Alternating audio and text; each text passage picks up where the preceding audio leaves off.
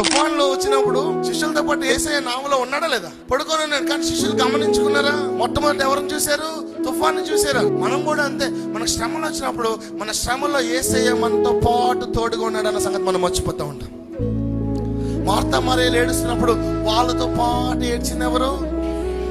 అన్ని పరిస్థితుల్లో యేసయ్య వాళ్ళతో పాటు ఉన్నాడు. అన్ని విషయాల్లో యేసయ్య వాళ్ళతో పాటు ఉన్నాడు. మీరు దేని గురించి భయపడద్దు, దేని గురించి చింతించొద్దు, దేని గురించి కృంగిపోవద్దు.